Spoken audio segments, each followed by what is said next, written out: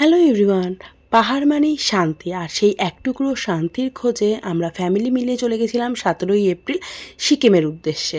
তো সিকিমে যাওয়ার প্রত্যেকটা পার্ট আমরা তোমাদের সাথে অবশ্যই শেয়ার করব প্রত্যেকটা ব্লগের মাধ্যমে। আজকে হচ্ছে সেটার ফার্স্ট ব্লগ, তো অবশ্যই ভিডিওটা স্কিপ না করে ফুল দেখো, এটা আমার অনুরোধ রইল। আর আজকে আমি তোমাদের সাথে শেয়ার করব বন্দে ভারতে যাওয়ার সময় এখানকার খাবার দাবারের রিভিউ। তো চলো দেরি না করে আমরা শুরু করি। আমাদের ট্রেন ছিল 5:55-তে, যথারীতি 5:10-এর মধ্যে শিয়ালদা স্টেশনে ঢুকিয়ে দেয় এবং 5:55-তে এই ট্রেনটি তার গন্তব্যস্থলের জন্য রওনা দিয়ে দেয়।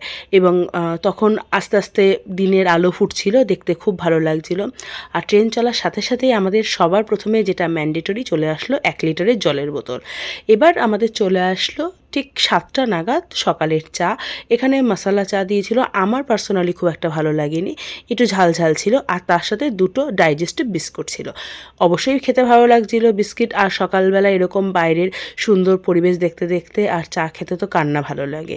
এবার চলে আসলো আমাদের পরে ব্রেকফাস্টটা দিয়ে দিয়েছিল মোটামুটি 8:30-টার মধ্যে। সবার প্রথমে এর মধ্যে ছিল জ্যাম, আর তার সাথে ছিল টমেটো কেচাপ, আর তার সাথে অবশ্যই ছিল বাটার।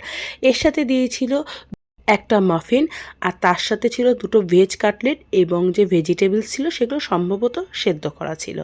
আর যারা নন ভেজ নিয়েছে তাদের এর সাথে দিয়েছিল ডবল ডিমের অমলেট, আর তার সাথে ছিল 2টো ব্রাউন ব্রেড।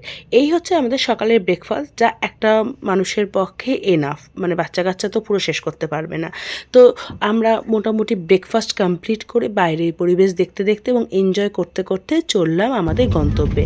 তার মধ্যে যেটা হয়, আমরা একটু ফটোশ্যুট করে নিয়ে এবার আমরা চললাম দুপুরের লাঞ্চের দিকে। দুপুরের লাঞ্চে যেহেতু আমরা বললাম আমি ভেজ নিয়েছিলাম, ওর জন্য সবার ফার্স্টে ছিল পনিরের তরকারি, তার সাথে একটা ডাল ছিল, তার সাথে ছিল 2টো পরোটা এবং 1 বাটি ভাত। আর অবশ্যই এর সাথে পিকল দেওয়া ছিল, যেটা ম্যান্ডেটরি এখানে দিয়ে থাকে। তো তোমাদের সাথে কথা বলতে বলতে আমি চলো লাঞ্চটা সেরে ফেলি। লাঞ্চটা খুব ভালো ছিল, আমি জানি না অন্যদের কার কেমন লেগেছে, বাট আমাদের বন্দে ভারতে যাওয়ার সময় লাঞ্চটা ভীষণ ভালো ছিল। ও তার সাথে একটু আলু ভাজাও ছিল, খেতে কিন্তু খারাপ ছিল না, প্রত্যেকটা আইটেমই ভালো হয়েছিল। সেখানে পনিরের তরকারিটা বিশেষভাবে বেশি ভালো ছিল, আর তার সাথে দিয়ে দিয়েছিল একটা টক দই।